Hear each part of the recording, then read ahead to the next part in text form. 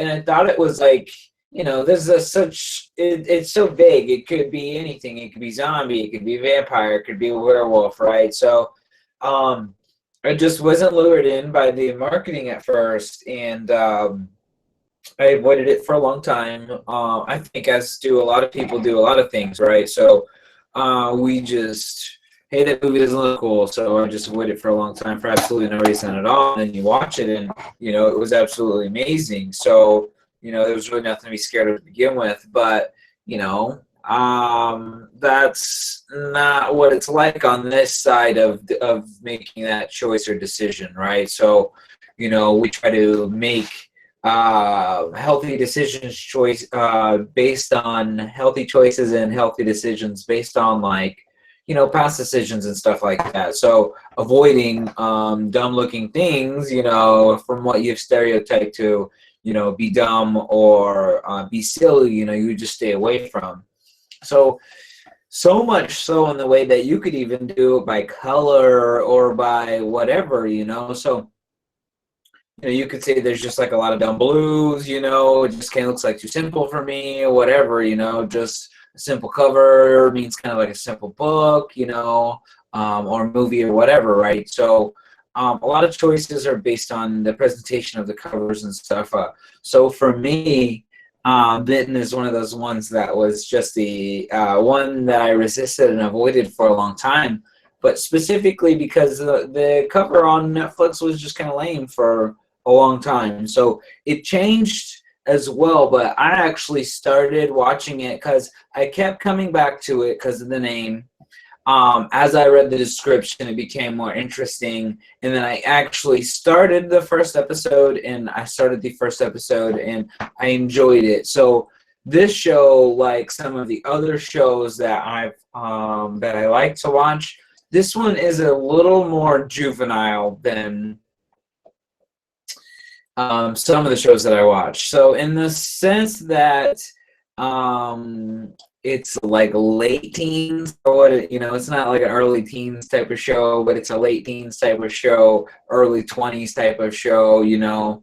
There's still a lot of angst. The characters in the show are adults in an adult life, you know. They're nowhere near college or anything like that. So they're young adults, and you know, there are older people in the show, but you know, the protagonists, as we are introduced, so it's pretty funny. The first scene's a sex scene, right? So we go right into this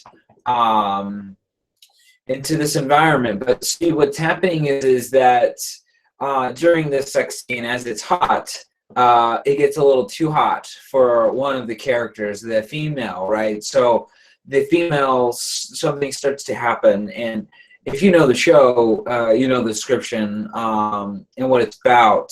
The show has the werewolves in it, right? So as I revisit shows that I'm now in the late second season, and the third season is going to air soon, which is the importance of me doing this right now, so that you get interested now, get on the ball with the show, and then catch it live, hopefully, right? So if she's a werewolf, we know werewolf things are going to happen, right? So the sound effects in this show should go to show you something is wrong during this sex scene. So things are happening to her. The effects make it seem like her hearing is becoming better in spurts. So is her vision and several other things. So she comes up with it. She pretty much, you know, jumps off the guy and comes up with this excuse and goes to leave. And when she does this, she obviously, she could tell, so on the way into the so she goes into the elevator, her hands start to increase in size and decrease, and her vision starts to become more and less enhanced, and her hearing just the same. So in the elevator, she starts to have more physical effects. So we know the change is coming, and it's on set quickly, right? So she goes into the alley. She changes in the alley, and she turns into a big light-colored wolf and runs off. In the next scene, we see a man at a bar, a hot chick come up to the man at a bar. The man at the bar asks the young hot chick specifically about these particular people. She knows them, so they must be, and it is a country bar, so I would believe that that is how they are emphasizing this is a small place. So she knows the people that he's talking about, and she says that, yeah, they're there, but they're just like weird, and they're hot, but they're weird. So she is trying to seduce him, and he gets quite lippy with her, and she leaves the bar. So as she leaves the bar, she's going through the forest, and we already know that there's a transformed werewolf out here. And so she's walking through this dark forest, and we cut to this other scene where something's being pounced on and attacked very quickly. And then at the very same time, so does this woman in this frame. So seemingly so, if you're not putting the two, if you're not noticing that they're separate, then you're thinking they could possibly be the same attack, or you're just very confused, or anyways. So this is two different attacks happening at once. So one is the wolf eating the rabbit, and then one is the girl getting attacked. So as far as we know, everything that we've seen right here shows that Elena, which is the protagonist girl werewolf that we know, she so thus far we haven't seen anything except sex and violence, and so, but right out of this scene, we go to Elena changing back, getting her things back on and leaving the alley. So so she must have this down to a science, obviously. If she goes to a central place, leaves her clothing there, and then comes back to that place after she's changed, puts that same clothing back on, and then leaves, right? So,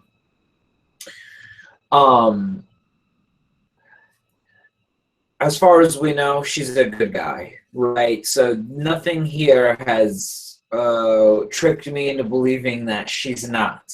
Okay, so as we proceed forward, now we're looking for that guy. I'm looking for that guy at the bar. Okay, so anywho, we skip to another part of the story. In the next place, we go to who he was asking about in the bar. Okay, so we end up in this place. We leave this place. So it's an older gentleman. You'll get familiar with him. Let me pull it up on IMDb so I can start calling these characters by their names real quick.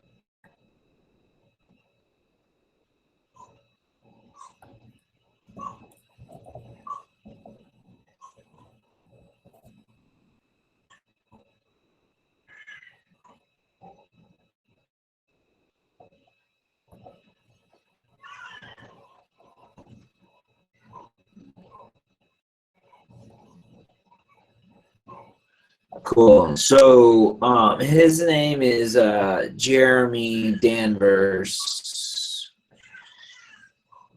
Bear with me. Jeremy is the leader of this pack. So we don't know that we're in a pack yet at this very point. So that will come up very quickly. Because what has happened here with this sex scene and her having this transformation during this time, this is not a normal thing. So she has characters that she bounces off of, and as a calibration for herself and her persona here in this new world for her. So we grow to know that she's not from this place, and this is all a new change for her.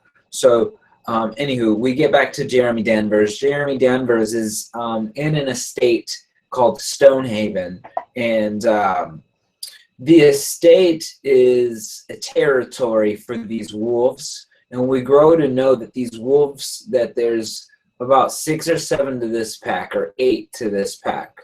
Okay, so what happens here is a ploy. So Jeremy leaves this property this day, so we're only briefly introduced to him, or even barely briefly see him, and he leaves this property. As he leaves this property, there's some commotion in the woods, right? So where this dark area has ended and led to is right outside his home, pretty much, where this chick was massacred the night before. Okay, so Jeremy gets out. The officers, one of the officers, the deputy, says that he's creepy. The sheriff is a woman, and she says that he keeps to himself, that she'd rather more people be like him, right? So Jeremy's asking what's going on. You know, the body's still like very much exposed. Sausages are out, and so Jeremy gets back into the car. They say obviously that he can't do anything, and you know, he gets back into his car and heads off. And we hear his conversation, and he instantly calls all of his pack home. Okay, so he knows, we know from him stepping out of the vehicle, that he was instantly alerted from the scent what has happened here. So yeah, his enhanced abilities, just like we've seen Elena use her advanced hearing to hear through walls or to hear people's conversations and stuff. So as soon as he gets out of this car, he smells the attacker, and he knows that it's a wolf. So the person that found this body is still here as witness. He was a hunter walking with his dog, and they ask Jeremy about wolves at this property, about what species of wolves are around this property, and he says that he doesn't know, that he's not a hunter. But just to let you know who all the characters are here out at this Woodside Death Gathering, there's that hunter, there's the sheriff, the deputy, and then there's Jeremy. So Jeremy gets in his car and leaves and makes that phone call about having his pack come back. So he summons them. We see Elena meet up with a new character. The new character is seemingly like a therapist, but that is his profession. He is actually one of the pack. So he is psychoanalyzing her, but they also know about each other's secrets. So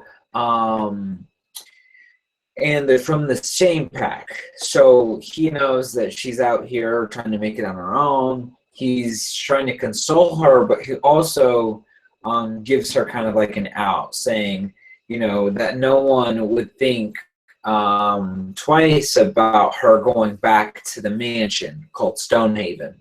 Okay, so and so we don't know about Stonehaven so much at this point, but we will grow to find that this place is home to these people. So this guy, let me get his name real fast. Logan.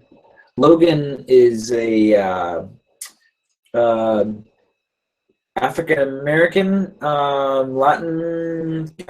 So, anyways, Elena's white, and they tell each other, spouses and boyfriends, that they're cousins. Okay, so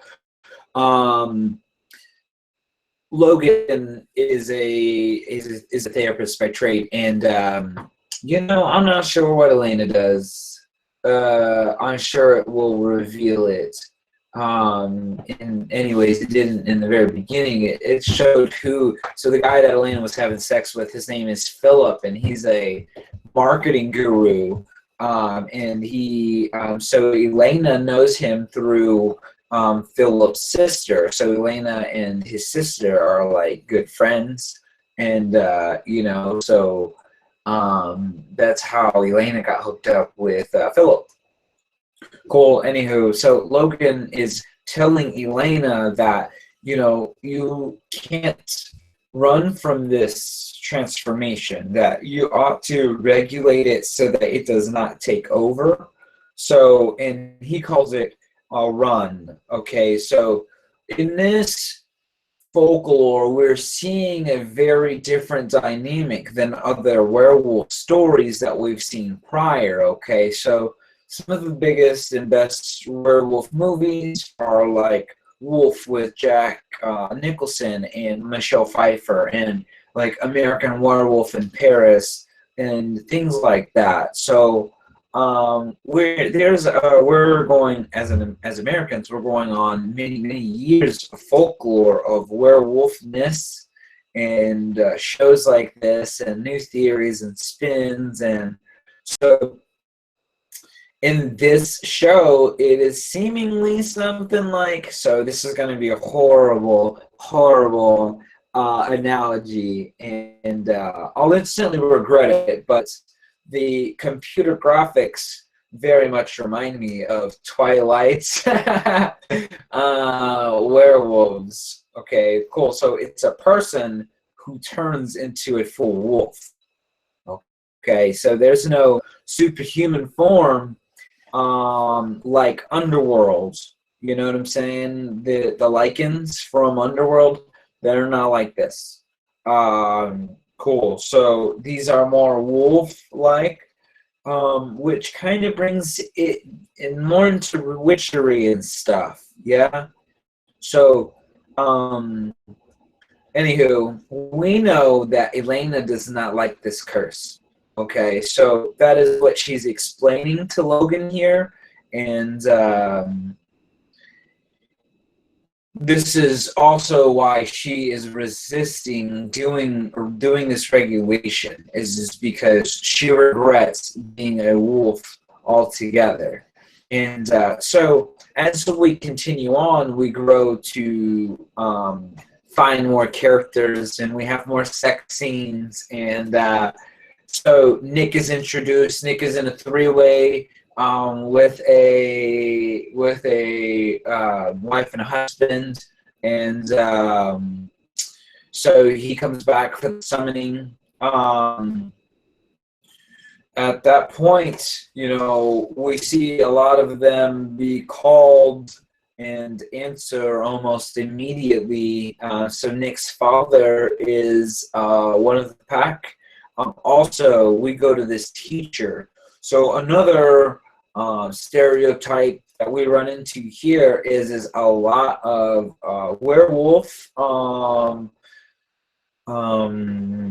archetypes are often anthropologists, right? So, so in this one as well. Okay, so so Clayton is introduced, and Clayton has a past with Elena, and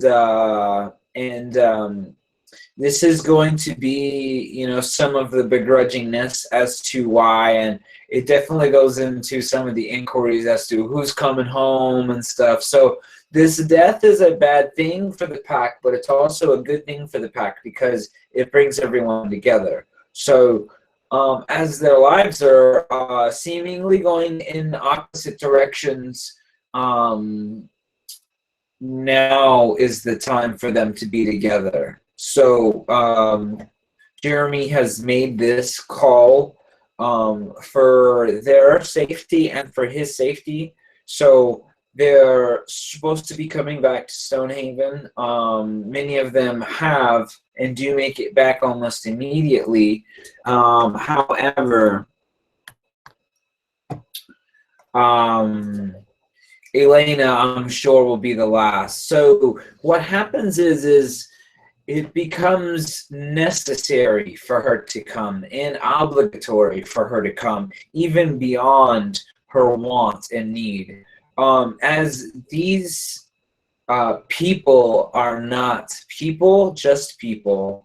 They have each other to answer to. So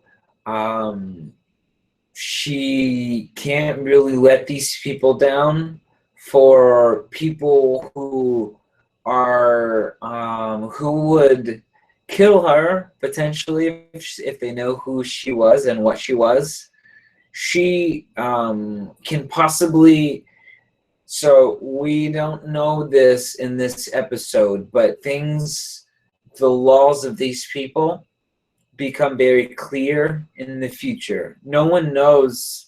Logan is married and leads a life outside of this, and has a home and is doing well. So we can see that they do not need to be like in this castle and just kind of locked up and doing wolf stuff. You know what I'm saying? So the ones that want to try to fit in do go out and try to fit in, and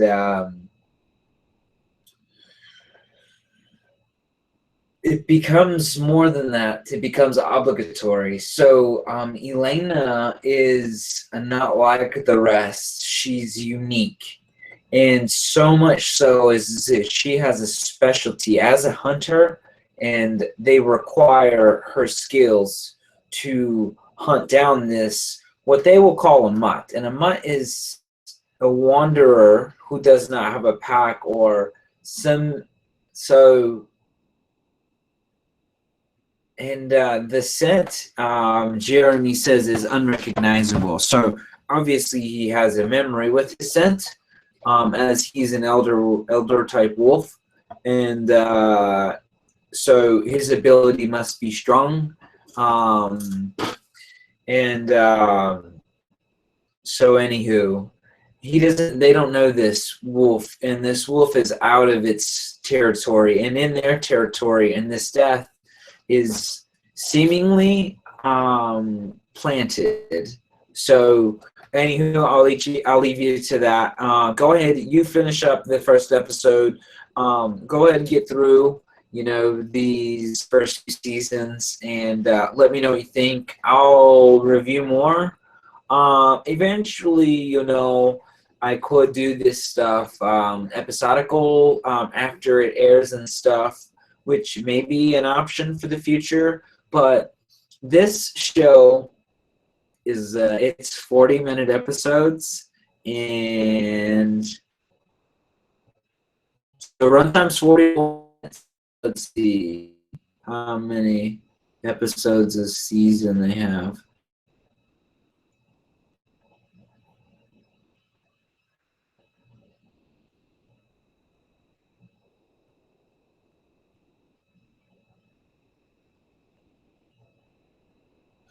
"13 episodes in the first season.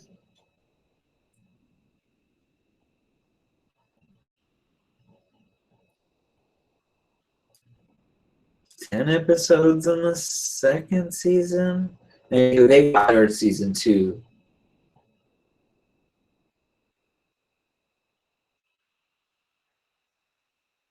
10 episodes in the third season. Cool. So whatevs. Yeah, that format's a little weird. I mean, I would love to have it be like Miami Vice. 45-minute episodes, 22 episodes a season. But you gotta have a lot of good writing for that. So what they've got is been very, very good. For me, it's very comparative to the original. So we'll go over a bunch of those shows like that. What I do want to do is not do all of those in 1 week, like a fucking normal week or something. Nah. So I'm gonna keep on going back and forth to different shows. I still got to do shows like Ray Donovan. There's such a ton of there's good comedies, Red Oaks, a lot of really good shit to get to. So, around, and I'll see you next time.